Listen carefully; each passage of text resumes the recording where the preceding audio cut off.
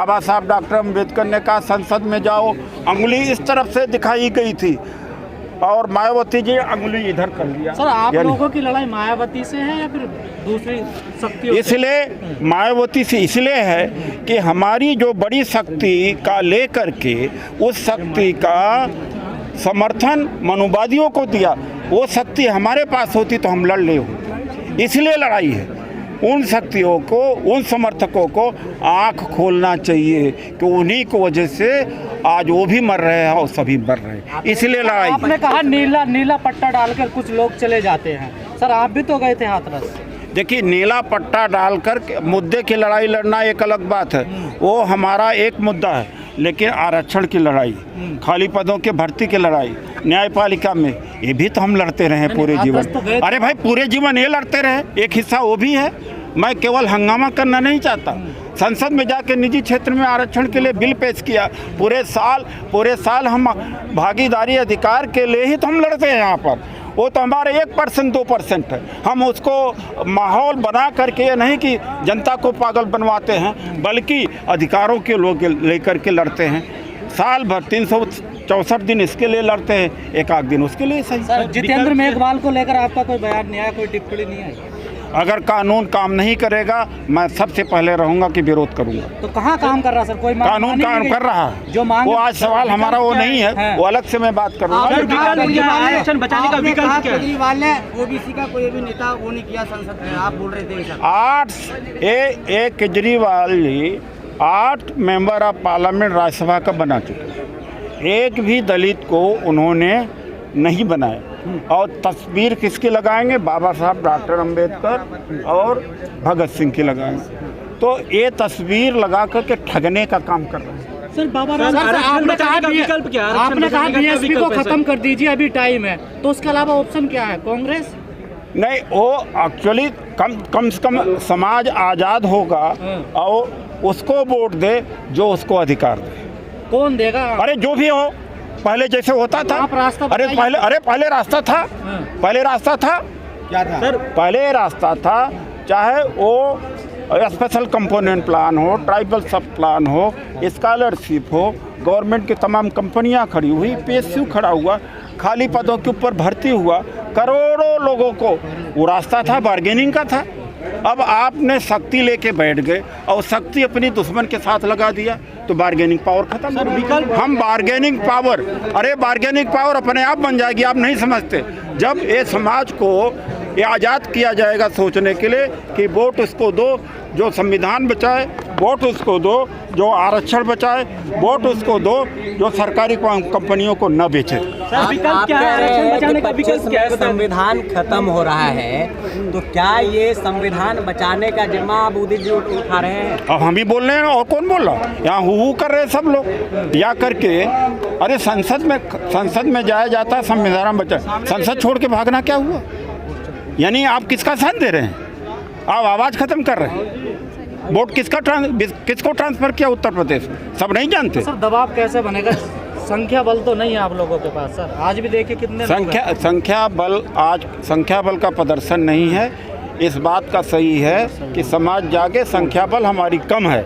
यही तो बात कर रहा हूँ कि जिसके पास संख्या बल ज़्यादा था वो तो जाके दुश्मन के साथ बैठ गया, हमारे खिलाफ बैठ गया, भावनात्मक बना दिया। यही तो मैं कह रहा हूँ आपको। एक सांकेतिक विरोध जनसभा जंतर मंतर पर आयोजित किया गया निजीकरण के खिलाफ।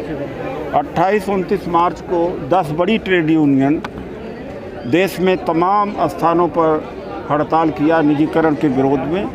आज हम कर रहे हैं और 28-29 मार्च को भी हम लोगों ने साथ दिया था।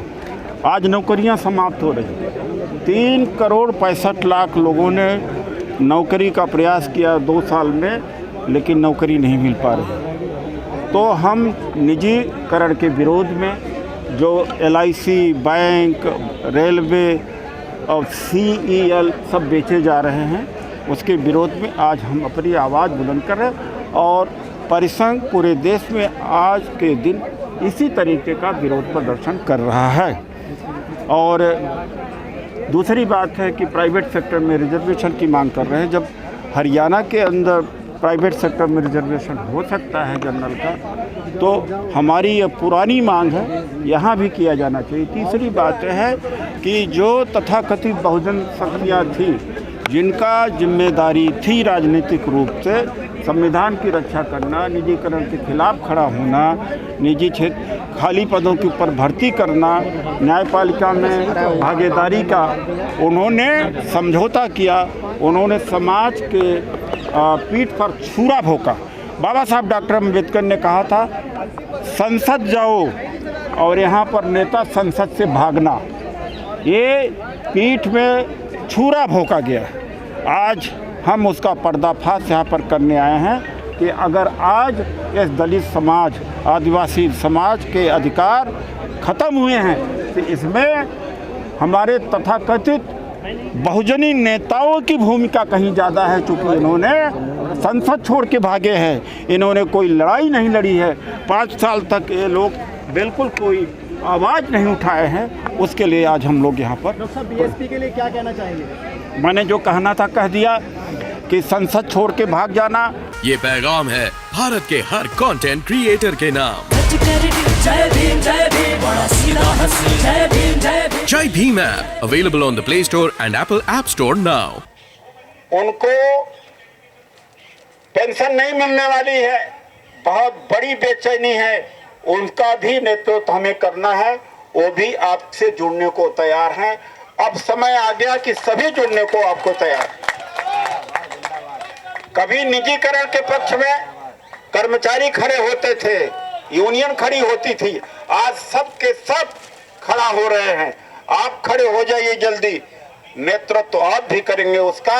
इन्हीं शब्दों के साथ आप सभी साथियों को मैं यह धन्यवाद करता हूं, आप आए।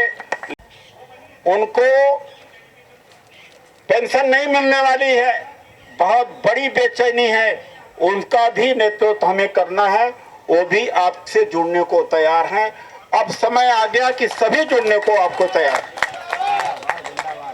कभी निजीकरण के पक्ष में कर्मचारी खड़े होते थे, यूनियन खड़ी होती थी, आज सब के सब खड़ा हो रहे हैं। आप खड़े हो जाइए जल्दी, नेतृत्व आप भी करेंगे उसका। इन्हीं शब्दों के साथ आप सभी साथियों को मैं यह धन्यवाद करता हूं, आप आए। उनको पेंशन नहीं मिलने वाली है, बहुत बड़ी बेचैनी है, उनका भी नेतृत्व हमें करना है। वो भी आपसे जुड़ने को तैयार हैं। अब समय आ गया कि सभी जुड़ने को आपको तैयार। कभी निजीकरण के पक्ष में कर्मचारी खड़े होते थे, यूनियन खड़ी होती थी, आज सब के सब खड़ा हो रहे हैं। आप खड़े हो जाइए जल्दी, नेतृत्व आप भी करेंगे उसका। इन्हीं शब्दों के साथ आप सभी साथियों को मैं यह धन्यवाद करता हूं, आप आए।